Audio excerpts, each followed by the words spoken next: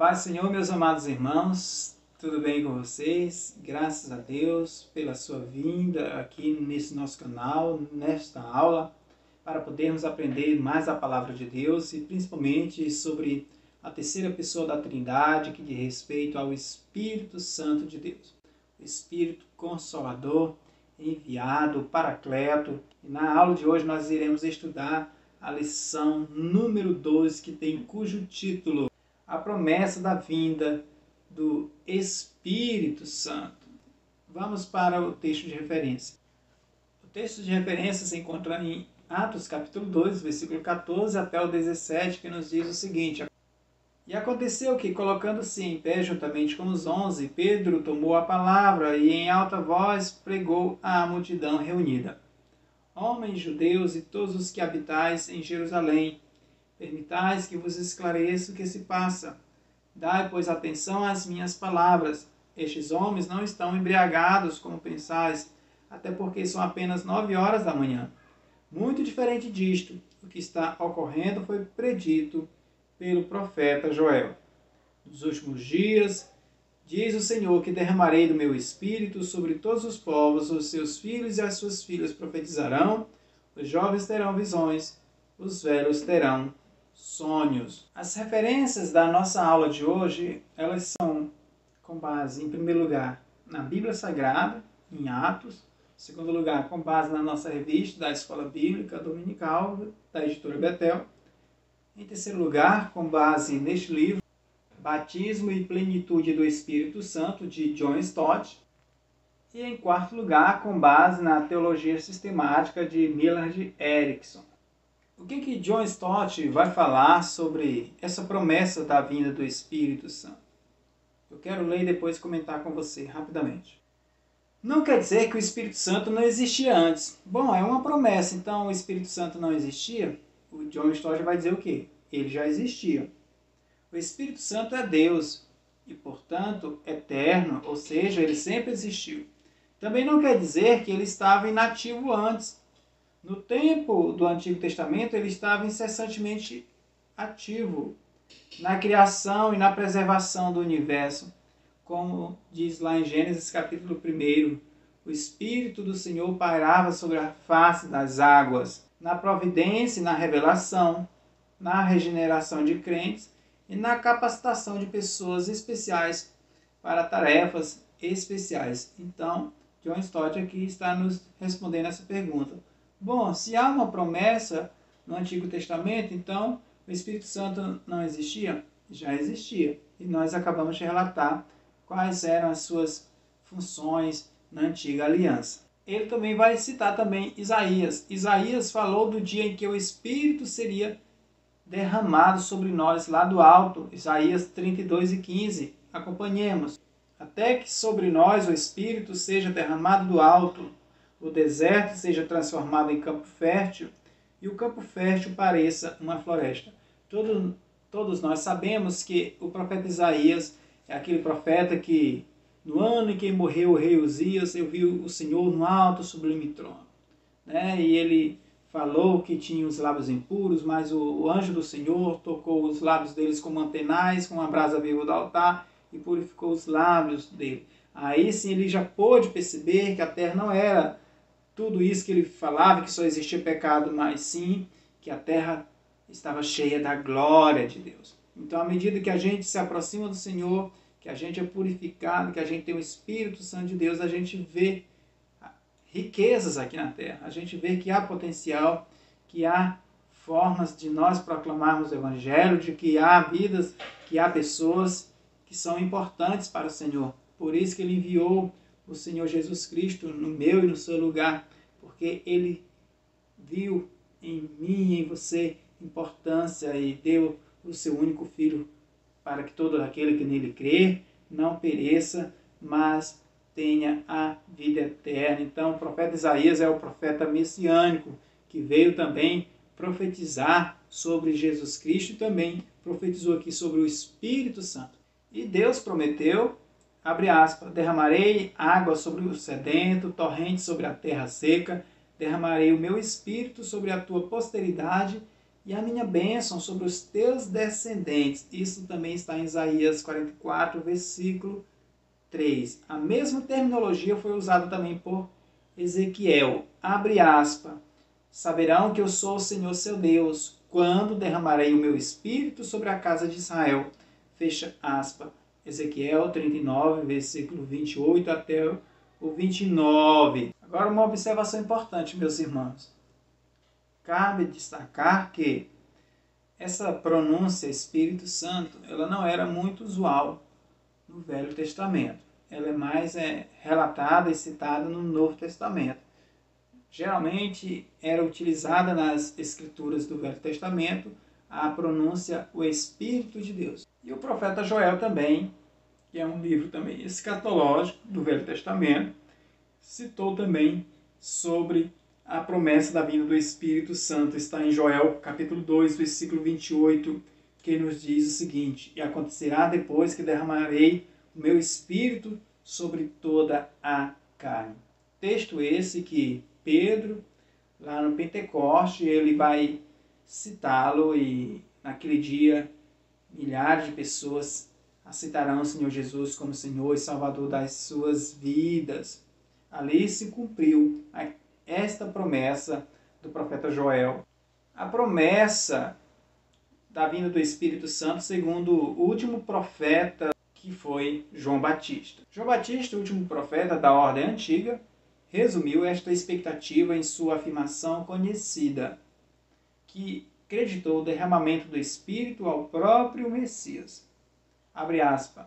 Eu vos tenho batizado com água, ele, porém, vos batizará com o Espírito Santo. Marcos capítulo 1, versículo 8, ou batizará com fogo.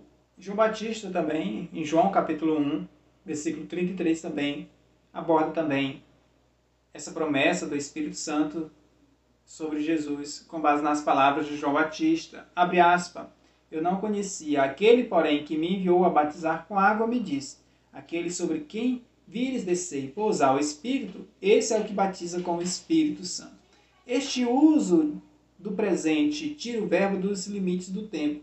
Ele não descreve o evento único que foi o Pentecoste, mas o ministério específico de Jesus. Esse é o que batiza com o Espírito Santo. Então, o Pentecoste aconteceu com os apóstolos, com a igreja primitiva, sim, mas continua acontecendo. Não foi só uma promessa para aquele tempo. Segundo também até John Stott, não foi uma promessa só para aquela época. Foi para essa nova aliança, essa época da graça.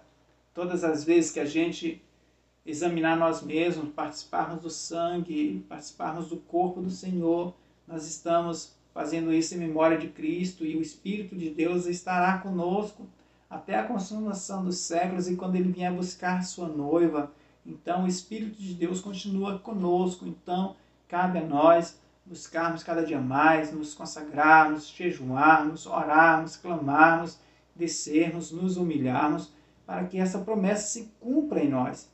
É indispensável que cada dia venhamos buscar, não para que a gente venha ter cargo na igreja, não para que a gente venha aparecer, mas é para que ele cresça, para que nós diminuamos, porque dele, por ele, para ele, são todas as coisas. Agora, com base na teologia sistemática de Millard Erickson, eu quero falar com os irmãos a respeito da obra do Espírito Santo na vida de Jesus Cristo.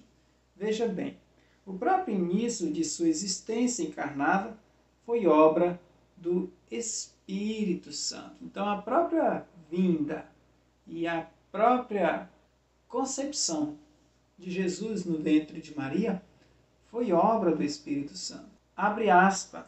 O Espírito Santo virá sobre ti, e o poder do Altíssimo te cobrirá com a sua sombra. Por isso, aquele que nascerá será santo e será chamado Filho de Deus.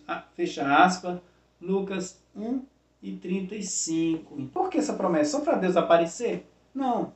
Foi por amor a mim e a você. Foi por amor a mim e a você, aleluia.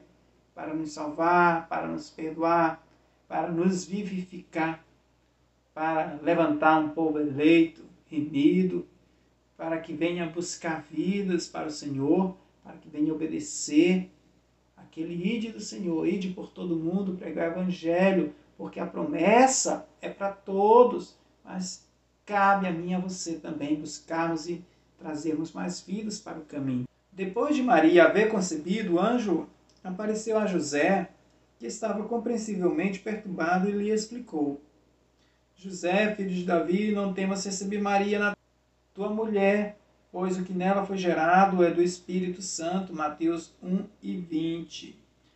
O anúncio também do ministério de Jesus foi feito por João Batista também, e ressalta o papel do Espírito Santo. O próprio João Batista havia sido enchido pelo Espírito Santo desde o ventre da sua mãe, Lucas 1:15. Sua mensagem enfatizava que, diferentemente de seu batismo, que era simplesmente com água, Jesus batizaria com o Espírito Santo, que nós acabamos de relatar. Ele atribui a concessão do Espírito à vinda de Jesus. O Espírito está presente de forma notável desde o ministério público de Jesus, com a vinda perceptível do Espírito Santo sobre ele em seu batismo. Mateus 3:16 e Marcos 1:10, Lucas 3:22 e João 1:32, onde ali está presente a Trindade. Jesus sendo batizado, se erguendo da água, e o Espírito Santo como uma pomba sobre a cabeça de Jesus, e o Pai afirmando: este é o meu Filho amado em quem me comprazo. Então é uma das poucas referências bíblicas onde a Trindade está atuando juntamente. Outra informação importante, antes de finalizarmos, diz respeito ao seguinte: o resultado imediato de haver sido enchido com o Espírito Santo foi a grande tentação, ou uma série de tentações no início do seu ministério público. Jesus foi levado pelo Espírito Santo ao local em que a tentação ocorreu. Mateus 4:1 e Lucas 4:1-2. Se eu e você estivermos sendo tentados, estivermos sendo perseguidos, injuriados, não se entristeça com isso. Jesus passou por isso também. Significa que nós não estamos do lado de Satanás. Nós não estamos do lado dele.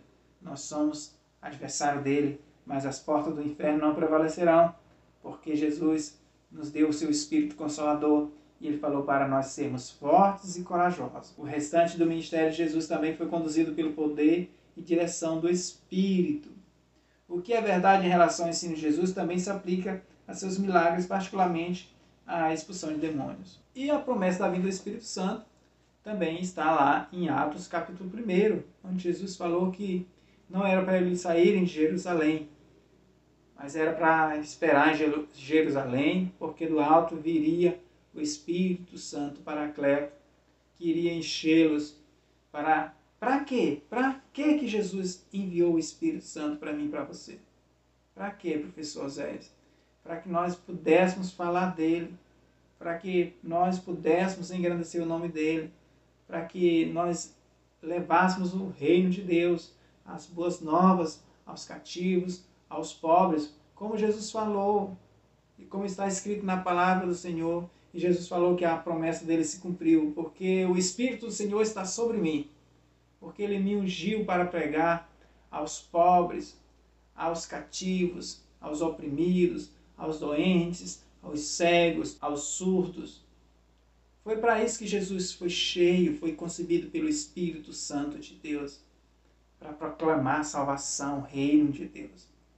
E nós também temos que sermos cheios do Espírito Santo também para ser imitador de Cristo Jesus, trazer almas para o Senhor. Como disse Paulo, eu esmurro meu corpo porque eu quero gerar almas.